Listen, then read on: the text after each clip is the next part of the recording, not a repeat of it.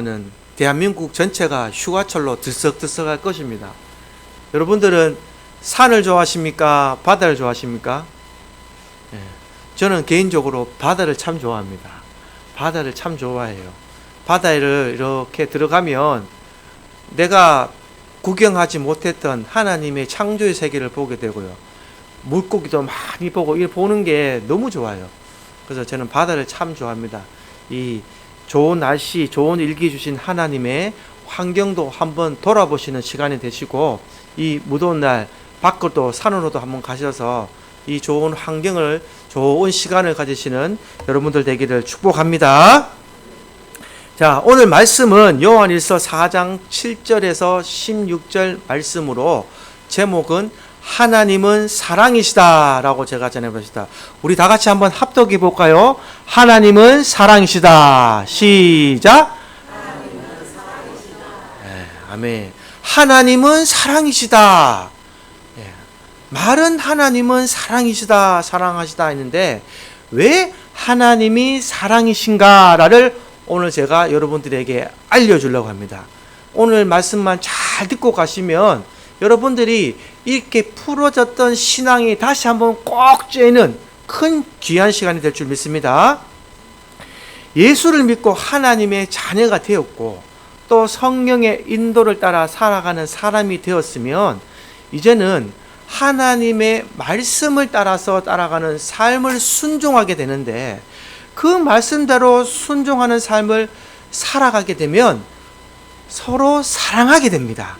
서로 사랑하는 삶을 살아가게 되는 거예요. 이것을 뭐라고 말하냐? 서로 사랑하자. 근데 왜 서로 사랑해야 되느냐? 요한은 이렇게 얘기합니다. 하나님은 사랑이기 때문에 너희는 서로 사랑해야 된다라고 얘기를 하는 거예요. 이것이 요한의 해석입니다. 요한의 해석이고 또 요한의 깊은 깨달음입니다. 요한이 예수님을 만나서 예수님의 가장 사랑하는 제자가 되고 난 뒤에 예수님을 따라다니면서 이렇게 보니까 하나님은 정말 사랑이시다. 하나님은 정말 우리를 사랑하셨다. 왜? 왜 사랑하셨냐가 중요한 거예요. 왜 우리를 사랑하게 만드셨을까? 하나님께서 죄인을 구원할 계획을 세우신 것도, 예수님을 이 땅에 보내신 것도, 또 우리에게 성령을 보내시고 성령을 통해 깨닫게 하시고 또 구원하시고 말씀을 통하여서 우리를 인도하는 것, 이 모든 것이 하나님이 사랑이다 하려는 것이에요. 그 하나님의 사랑을 깨닫고 나니까 인간 편에서는 이런 사람을 할 수 있는 사람은 아무도 없습니다, 여러분. 우리 인간은 내 모든 것을 다 내주면서까지 사랑할 수 없어요. 왜냐? 우리 인간은 이기적이고 개인적인 사랑이 남아있기 때문이에요. 우리 인간은, 저와 여러분들은 누구도 이기적이고 개인주의가 남아있습니다. 인정하십니까? 예. 부모가 자식한테도 인간적인 면이 있고 개인적인 면이 있습니다. 예. 내가 자식한테 모든 것을 다 내주지는 않아요. 이 세상 부모들도. 한번 곰곰이 생각해 보십시오. 여러분들이 자녀를 키우면서 내가 내 자식한테 다 줬다 얘기하지만 나중에 부모님들이 뭐라고 얘기해요? 나는 자식한테 별 해준 게 없다 얘기하죠. 그건 뭐냐? 바꾸고 말하면 살면서 내가 자녀한테 다 준 것 같지만 내 할 거 다 하고 해준 거예요. 네. 그거가 곰곰이 생각해 보십시오. 내가 자녀한테 온전히 다 줬다 말할 수 있는 사람은 이 세상에 아무도 없습니다. 그러나 오직 신만이, 하나님만이 이것을 할 수 있었다라고 말하는 겁니다. 7절부터 읽어보시면 사랑하는 자들아 우리가 서로 사랑하자. 사랑은 하나님께 속한 것이니 사랑하는 자마다 하나님으로부터 나서 하나님을 알게 되고, 또 8절에 사랑하지 아니하는 자는 하나님을 알지 못하나니 이는 하나님은 사랑이심이라 라고 시작을 합니다. 하나님을 아니까, 저와 여러분들은 하나님을 아니까 하나님은 사랑이다 라고 얘기를 합니다. 이 세상에 있는 모든 사람들은 죄인이고 타락한 심령을 가지고 있기 때문에 어떤 사람도 진정한 사랑을 할 수 없습니다. 우리 인간들이 사랑하는 것은 이기적인 사랑, 즉 대가를 바라는 이 조건 때문에 하는 사랑이 있다는 거예요. 우리는 사인과 타인이 서로 사랑할 때에 대가를 바라는 조건적인 사랑, 이것이 분명히 존재합니다. 여러분, 이 세상에서 가장 사랑하는 사람들은 누구일까요? 이 세상에서 가장 사랑하는 사람들은 아마 부부가 아닐까 생각합니다. 사랑하는 두 사람이 만났잖아요. 근데 지금 사랑하는 두 사람들은 어떻게 만납니까? 조건을 만나잖아요. 그 남자 집 있대? 그 남자 돈 좀 많이 번대? 회사 어디 다닌대? 연봉이 얼마야? 그 엄마 아빠 뭐 하시노? 그 사람 지금은 뭐 하시노? 지금은 이런 시대가 돼버렸어요. 권사님들 시대 때는 그나마 좀 나았죠. 엄마 아빠가 선 봐라 그래서 시집가라 그러면 가고 아마 그런 시대였지 싶지만, 가면 갈수록 지금은 조건을 따지고 그 상대방이 뭐 하는가, 우리 인간은 살면서 조건을 따지게 됩니다. 이것으로 사랑을 대신하고 사랑한다고 얘기를 합니다. 그러나 하나님은 우리에게 어떠한 사랑을 하셨는가, 이제부터 이 단에서 목사가 가르쳐 주려고 합니다. 우리 9절 한번 다 같이 합독해 보겠습니다. 예, 요한 1서 4장 9절 다 같이 합독해 보겠습니다. 시작. 하나님의 사랑이 우리에게 이렇게 나타낸 바 되었으니 하나님이 자기의 독생자를 세상에 보내심은 그로 말미암아 우리를 살리려 하심이라. 아멘. 독생자를 우리에게 보내 살리려 하셨다. 이것을 다른 말로 하면 어디 나오냐요? 자, 요한복음 3장 16절 한번 읽어보겠습니다. 똑같은 말입니다. 우리 한번 읽어보겠습니다. 시작. 하나님이 세상을 이처럼 사랑하사 독생자를 주셨으니 이는 그를 믿는 자마다 멸망하지 않고 영생을 얻게 하려 하심이라. 아멘. 이게 요한의 독특한 해석이에요. 요한복음에서 나오는 요한만 해석이 뭐랬느냐? 하나님이 세상을 이처럼 사랑하사 독생자를 우리에게 주셨다 라는 표현을 썼습니다. 오늘 말씀도 그렇죠. 이렇게 나타난 바 되었으니 하나님이 자기의 독생자를 세상에 보내심은 이라고 표현했습니다. 하나님의 독생자를 우리에게 보낸 것이 하나님의 사랑이라고 얘기합니다. 하나님의 아들을 보냈는데 왜 그것이 하나님의 사랑이 될 수 있느냐? 100마디 여기서 말로 하는 것보다 제가 오늘 짧은 영상을 보여드릴 거예요. 여러분들 여기 한 5분 정도 되는 영상인데, 사모님 불 좀 꺼주세요. 이 영상을 한번 잘 보십시오. 잘 보시고 제가 다시 설교 말씀을 이어가겠습니다. 어린이들 잘 보세요. 이 영상, 하나님이 왜 우리 독생자신지, 예, 키워드십시오.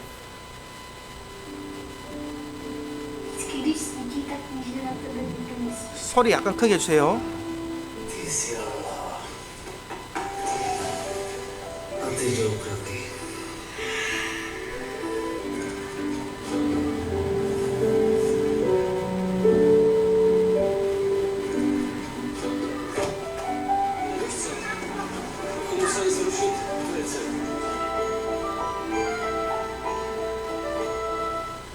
Za hodinu pojede vlak.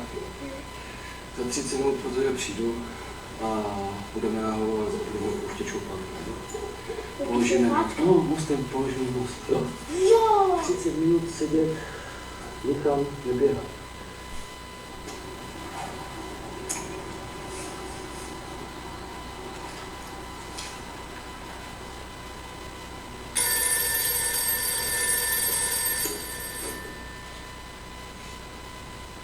Jasně.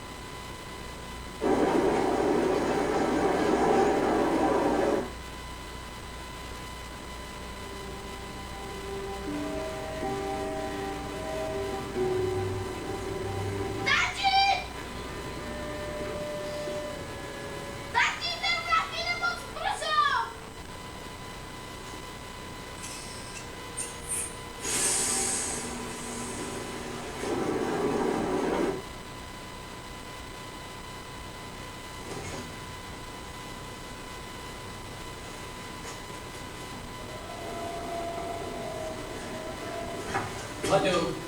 라디오! 라디오!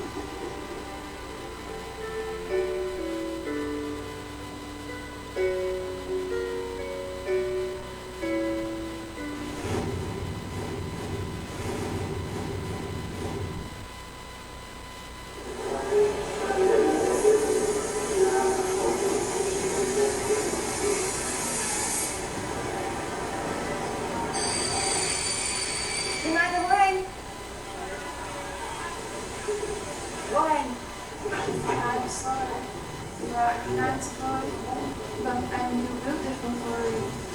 Goodbye, bright America.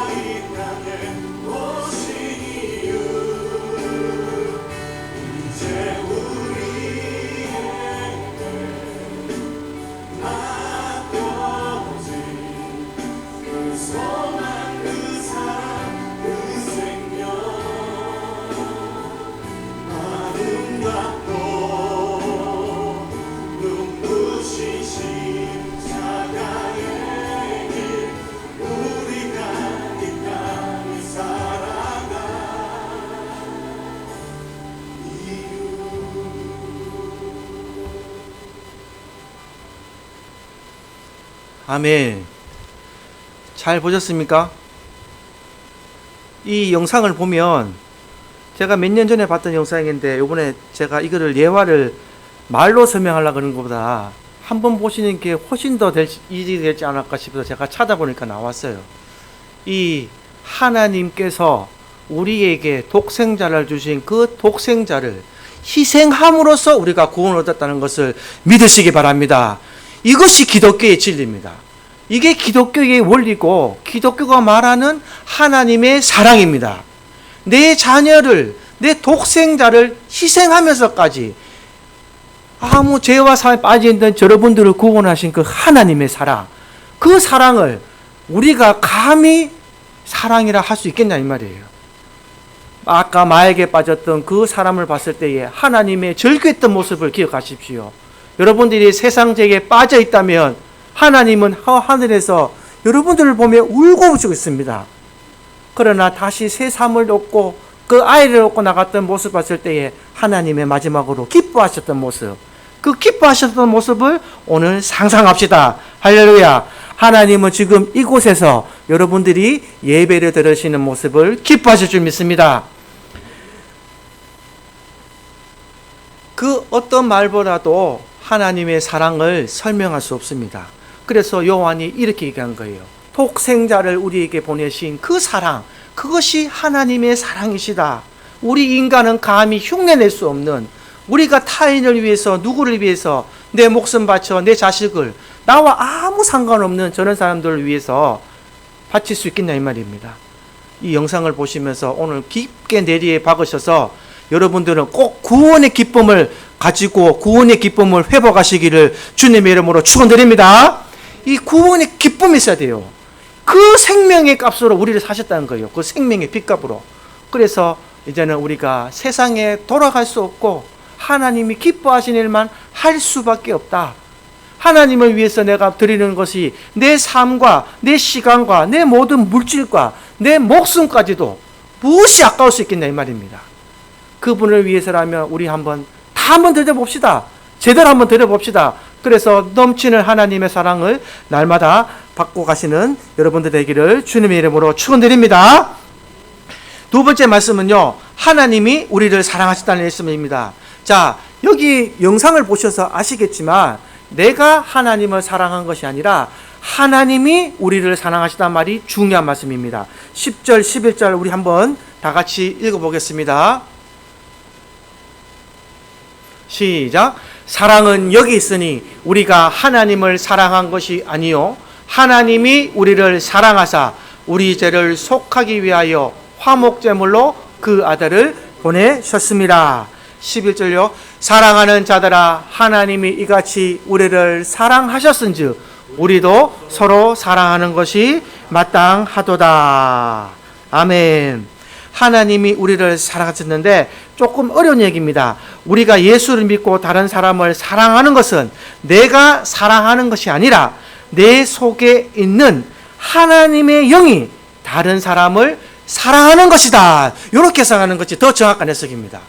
내가 타인을 사랑하는 것이 아니라 내가 하나님을 믿고 예수님을 믿고 구원을 받고 성령이 내 안에 들어오셨으니 이 성령이 내가 다른 사람을 사랑하게 한다.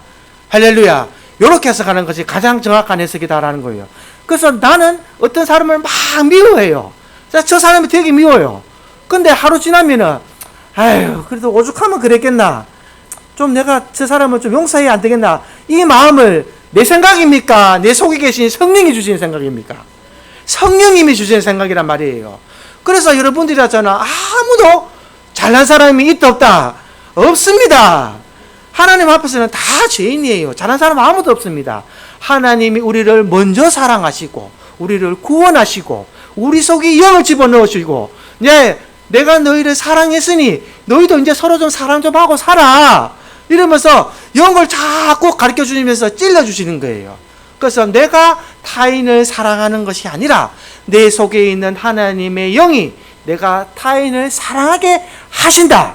그래서 바꿔 말하면 내가 타인을 바꿔서 내가 타인을 사랑하게 하는 것도 내가 하는 것이다. 하나님이 하게 만드신 것이다. 하나님이 하게 만드신 것이라는 것입니다. 이것을 기억하셔야 됩니다. 그래서 항상 여러분들은 기도할 때에 하나님 내가 저자를 사랑하게 해주옵소서. 원수를 사랑하게 해주옵소서. 하나님 저 사람 너무 미워요. 왜 저렇게 미운 행동하는 건지 모르겠어요. 하나님 밉다 보니까 한 말하는 것도 다 미워요. 그 사람이 나한테 밉다 보니까 아이고 사랑합니다 고사님 할게. 저게 진짜 내 사랑해서 할까. 일부러 입만 바른 소리 하나. 사랑한다는 소리마저도 밉게 들리는 거예요. 그러나 성령이 내 안에 계시니 여러분들께서는 그 마음을 돌이키시고 하나님 원수를 사랑하라 하셨으니 저자를 사랑하게 도와주시옵소서. 이게 저와 여러분들의 올바른 기도입니다. 나는 할 수 없습니다. 주님 나는 할 수 없어요. 나는 할 수 없어요. 그러나 주님 도와주시면 주님의 영이 나를 가르쳐 주시고 이끌어 주시면 능치 못할 일이 내게 없으니 하나님 사랑하게 해주십시오. 신랑의 미워도 하나님 도와주시옵소서. 마누라가 미워도 하나님 도와주시옵소서. 자식이 미워도 하나님 도와주시옵소서. 이 마음을 가지셔야 된다는 겁니다. 성경이 이것을 가르치고 있고 요한이 이것을 깨달은 거예요. 요한이 뭐 때문에 하나님이 독생자 예수를 우리에게 보내셨고 그 핏값으로 우리를 구원하셨는데 하나님은 사랑이시니 우리가 그 하나님을 사랑하는데 못할 것이 무엇이 있겠냐. 요한이 이거를 깨달으니까 영안이 뻥 열린 겁니다. 이 요한처럼 영안이 열린 사람이 없어요. 요한이 영안이 뻥 열리니까 예수님께서 가장 사랑하시는 제자였고 마지막에 요한 계시록까지 요한이 썼던 사람이에요. 그래서 얼마나 위대한 제자였는가를 아셔야 됩니다. 먼저 하나님께 사랑을 하려고 막 떼쓰지 마시고 하나님을 사랑하시는 여러분들 되기를 주님의 이름으로 축원드립니다. 사랑은 주는 것입니다. 주는 것. 내가 먼저 주는 것입니다. 하나님이 우리를 사랑하셨으니 우리는 하나님 앞에 드릴 것이 없다. 그래서 하나님의 사랑에 우리는 순종할 것밖에 없다라는 것을 말씀드린 것입니다. 자, 12절 읽어보겠습니다. 12절 4장 12절 시작. 어느 때나 하나님을 본 사람이 없으되 만일 우리가 서로 사랑하면 하나님이 우리 안에 거하시고 그의 사랑이 우리 안에 온전히 이루어지느니라. 아멘. 그냥 사랑하는 것이라 완전히 사랑하면 하나님이 그때 어떻게 하신다? 우리 안에 거하시는 거예요. 저는. 아, 네가 내 자녀가 맞다. 너는 나의 자녀다. 너를 내가 사망에서 생명으로 옮긴 이 일이 내가 참으로 잘하였다는 생각이 드는 거야. 너는 내 사랑의 안에 있으니 이제는 내가 너를 온전하게 만들어 주겠노라. 너를 이제는 훈련시켰으니 온전하게 했다는 말은 이제 내가 너를 사용하겠노라. 할렐루야. 하나님이 변화시켜 주시고 교육시켜 주시고 훈련시키시고 바꾸어 놨으니 이제는 하나님이 우리에게 일을 맡기시는 겁니다. 무슨 일을? 이제는 너는 나가서 나에게 일을 하라. 각자의 직분에 맞게, 각자의 사명에 맞게 하나님이 일을 맡기신다. 이 제약의 땅에 하나님의 사랑이 충만하게 되는 사람으로 변화되는 것입니다. 이 충만의 복을 받으시기를 주님의 이름으로 축원드립니다.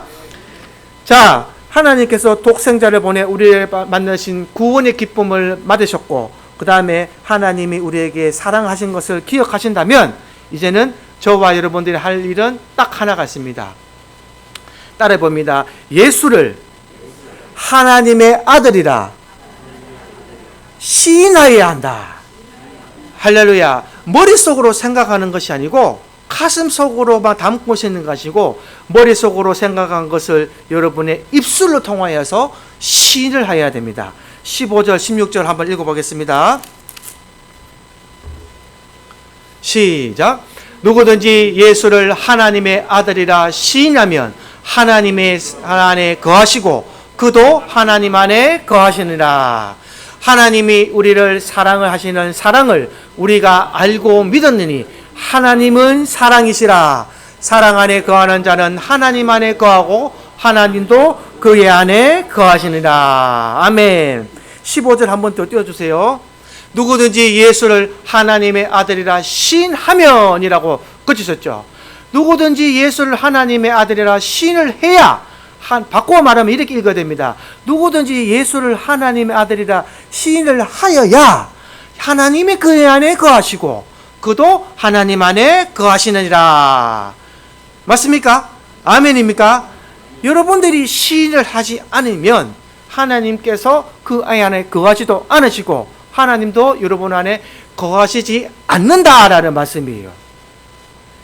이 시간 하나님이 예수를 우리에게 보내시고 예수님이 하나님의 독생자 아들임을 시인하는 여러분들 되기를 주님의 이름으로 축원드립니다. 예수님을 시인합시다. 그렇게 될 때에 하나님의 사랑이 우리 안에 거하시고 우리가 하나님과 하나가 되어서 또 다른 사람을 사랑하는 삶을 살아가게 된다는 것입니다. 하나님의 말씀이 사랑이 우리 안에 거한다는 말은 하나님의 말씀이 깨닫게 되어져서 이제 우리가 실천되어 간다라는 말로 해석해야 돼요. 하나님의 말씀이 나에게 들어와서 깨달아졌으니 내가 이것을 실천해야 된다. 여러분, 부모가 자녀를 양육할 때 자녀에게 너 이 행동 하지 마, 이 거짓말 하지 마 라고 했는데 아이가 엄마 알았어 안 할게 라고 얘기를 합니다. 그리고 돌아서서 또 거짓말을 한다면 그 아이는 그 엄마의 양육에 대한 훈계의 말을 받아들이는 자가 됩니까? 받아들이지 않는 자가 됩니까? 받아들이지 않았죠. 왜? 머리로는 이해를 해요. 머리로는 거짓말 안 할게요. 예, 엄마 안 할게요. 그러놓고 계속 거짓말 한다면은 그것은 엄마의 훈육을 제대로 받아들이지 않는 자가 됩니다. 그래서 이것을 하나님의 말씀도 똑같습니다. 여러분들이 읽고 듣고 깨달았다면 그렇습니다. 하나님 참 사랑이십니다. 하나님은 독생자 예수를 우리에게 주셨죠. 아멘입니다. 아멘입니다. 해놓고 여러분들의 삶이 변하지 않고 계속 10년 전이나 20년 전이나 나한테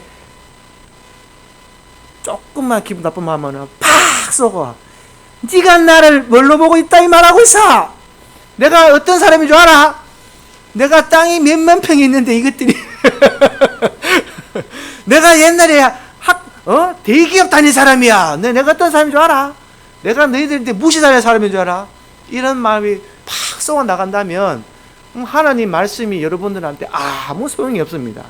머리로만 깨닫는 자가 되지 마시고 머리로 깨닫고 마음으로 새기셔서 삶으로 실천하시는 여러분들 되기를 주님의 이름으로 축원드립니다. 하나님이 말씀이 뭐냐면요, 하나님의 말씀은 하나님의 인격의 표현입니다. 하나님의 인격의 표현이 말씀이에요.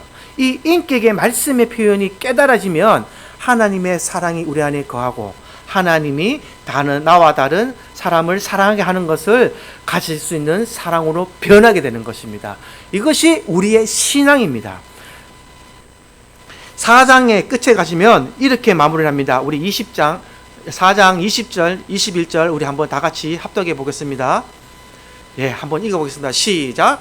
누구든지 하나님을 사랑하노라 하고 그 형제를 미워하면 이는 거짓말하는 자니 보는 바 그 형제를 사랑하지 아니하는 자는 보지 못하는 바 하나님을 사랑할 수 없느니라. 21절요. 우리가 이 계명을 주께 받았나니 하나님을 사랑하는 자는 또한 그 형제를 사랑할지니라. 아멘. 제가 계속 얘기를 하죠. 형제를 사랑해라, 형제를 사랑해라. 하나님을 사랑한다면 그 형제를 사랑하는 것이 우리에게 나타나는 증거가 되어야 됩니다. 할렐루야. 여러분들 하나님을 사랑한다는 말은 다들 하셔요. 하나님을 사랑한다는 말을 아는데 그것을 나타내는 증거를 알 수가 없어요. 저도 알 수 없어요. 여러분들이 하나님을 사랑한다 그러면 아이고 사랑하는갑다 이러지. 제가 꼭 한번 보여줘 봐라 어떻게 얘기를 합니까? 그러나 하나님을 사랑하는 자는 형제를 사랑한다는 또 다른 증거가 있다는 말이에요. 여러분들이 형제를 사랑하지 않고 형제를 미워하고 제3자를 미워한다면 그때는 제가 증거를 삼아서 씁니다. 하나님을 사랑하지 않으시는군요. 하나님을 사랑하신다면 형제를 사랑하셔야 되는데 여러분들은 형제를 사랑하지 않으시니 하나님을 사랑하지 않는 자입니다 라고 말할 수 있다는 겁니다. 왜냐? 20절에 그렇게 말했죠. 누구든지 하나님을 사랑하노라 하고 그 형제를 미워하면 그는 거짓말하는 자니 라고 썼거든요. 여러분들은 거짓말하는 자입니까? 하나님을 사랑하고 형제를 정말로 사랑하는 자입니까? 오늘 이 말씀을 통하여서 마음판에서 잘 새기시고 변화되셔서 혹 그렇게 못하셨다면 오늘 제일 먼저 여러분들 가장 측근에 있는 사람부터 사랑하시기를 주님의 이름으로 축원드립니다. 남편은 아내를 먼저 사랑하시고 아내는 남편을 먼저 사랑하시고 또 여러분들 친척들, 여러분들 측근에 있는 사람들을 먼저 사랑하시는 모습을 보시면 하나님께서 그 여러분들의 마음을 인정하시고 네가 정녕 내 말씀을 깨달았구나, 내 말씀을 이해했구나, 내 말씀을 실천하는구나, 하나님이 하늘에서 기뻐하시는 모습을 보게 될 것입니다. 아까 그 영상의 마지막 장면처럼 마약을 중독된 그 여자가 새 가정을 꾸리고 날아갈 때에 그 기사는 아무도 모르잖아요. 그 여자가 뭐 하는 여잔지. 그러나 그냥 마약을 끊고 올바른 삶을 살아갔을 때에 그 기뻐하는 모습, 하늘에 계신 하나님께서 그 모습을 보고 저와 여러분들의 형제를 사랑하는 모습을 보고 기뻐하실 줄 믿습니다. 야고보서는 이 말씀대로 행하는 삶을 행함에 있는 믿음이라고 정리를 했습니다. 우리 야고보서 2장 14절 한번 읽어보겠습니다. 시작. 내 형제들아 만일 사람이 믿음이 있노라 하고 행함이 없으면 무슨 유익이 있으리요? 그 믿음이 능히 자기를 구원하겠느냐? 17절 읽어봅니다. 이와 같이 행함이 없는 믿음은 그 자체가 죽은 것이라. 그러고 나서 26절로 야고보서가 마무리합니다. 시작. 영혼 없는 몸이 죽은 것 같이 행함이 없는 믿음은 죽은 것이니라. 영혼이 없는 몸이 죽은 것 같이 행함이 없는 믿음은 죽은 것이다 라고 야고보서에서 이렇게 정리를 했습니다. 오늘 이 요한과 말하는 것과 같고 야고보서와 말하는 것 같이 예수님의 사도들 제자들이 말하는 것, 베드로도 똑같이 얘기했고요. 이같이 행함이 없는 믿음은 죽은 믿음이다라는 것을 꼭 기억하시고 하나님의 말씀을 듣고 깨달았으면 실천으로 옮기시는 여러분 되기를 주님의 이름으로 축원드립니다. 짧은 예화 하나 소개드리고 말씀을 끝을 맺겠습니다. 어느 동네에 잡화섬을 하는 사람이 있었어요.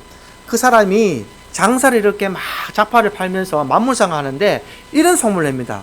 야, 가창 샘물교회에 목사님이 새로 왔는데 그 목사님이 아주 설교를 잘합니다. 여러분, 그 목사님 설교를 너무 잘하세요 라고 막 자랑을 했어요. 그래서 사람들이 되게 궁금한 거예요. 그래요? 그래서 어떤 선생님이 물었습니다. 그러면 지난주에는 과연 어떤 설교를 하시던가요? 물어보니까 잡화상 주인이 이러합니다. 저는 교회를 다니지 않습니다.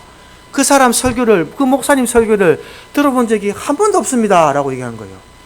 그래서 이 사람이 신기한 거예요. 아니, 당신은 그 목사님의 설교를 한 번도 들어본 적이 없는데 왜 목사님이 설교를 잘한다고 칭찬을 합니까? 라고 말하니까 이 사장이 이런 얘기를 합니다. 나는 그 목사님의 설교를 한 번도 들은 적이 없지만 그 목사님이 이 교회에 와서 설교를 하고 난 뒤에 그 교천교회 선물들의 성도들이 외상값을 다 갚았습니다. 그 사람들은 외상을 하지 않습니다 라고 말하는 거예요. 이런 우스갯소리가 있습니다. 목사님의 설교를 듣고 외상도 안 짓고 세상 나가서 빛을 보인 그 사람들의 설교를 들었을 때 세상 사람들이 그 표현을 한 것처럼 보세요. 사람의 건강은 얼마나 잘 먹느냐에 따라 소화를 잘 시키느냐에 따라서 사람은 건강하답니다. 여러분들 음식을 드셨을 때에 어떻게 건강하다고 하느냐면 음식을 드시고 소화를 잘 시킨 사람은 건강한 사람이에요. 맞습니까? 음식을 맛있게 먹었는데 소화를 못 시키면 속이 부딪히면 건강한 사람이 아니에요. 부자가 되는 것은 어떤 사람이 부자되냐? 얼마나 많이 벌어들이는 사람이 아니라 얼마나 벌어들여서 저축을 하고 사는 사람이 부자라 그랬습니다. 사람이 박식하게 산다는 것은 얼마나 많이 읽었느냐가 아니라 얼마나 많이 기억을 하느냐입니다. 책을 아무리 많이 읽어도 기억하지 못하면 그 사람 보고 똑똑하다, 그 사람은 박식하다 말을 하지 않습니다. 책을 많이 읽어도 기억을 잘하는 사람 보고 저 사람은 박식하다, 똑똑하다라고 말을 합니다. 여러분, 참다운 성도가 되는 길은 얼마나 진리를 많이 아느냐가 아니라 그 진리를 얼마나 많이 알고 실천하는 사람입니다. 오늘 하나님의 말씀을 들었다면, 여러분들이 하나님의 말씀을 많이 들었다면 그것을 아는 것이 중요한 것이 아니라 이것을 듣고 실천하는 자만이 우리가 하나님의 성도라라고 말할 수 있는 겁니다. 하나님께서 우리를 사망에서 생명으로 옮기셨는데 그 생명으로 옮긴 여러분들이 다시 사망에 있었던 자의 삶을 살고 있다면 하나님께서 옮기신 것을 후회할지도 몰라요. 이해가 되십니까? 하나님이 후회하실지도 몰라요. 내 아이놈, 내가 너를 기꺼이 생명으로 옮겨서 구분해 줬는데 네가 예전같이 똑같은 모습을 살고 있다면 하나님은 그 자에 대해서 후회할지도 모르고 실망할지도 모릅니다. 생명으로 옮기신 여러분들의 삶을, 구원의 삶을, 기쁨을 기억하시고 오늘도 내일도 항상 하나님이 기뻐하시는 삶을 살아가시기를 주님의 이름으로 축원드립니다. 찬송가 310장 찬송 드리겠습니다.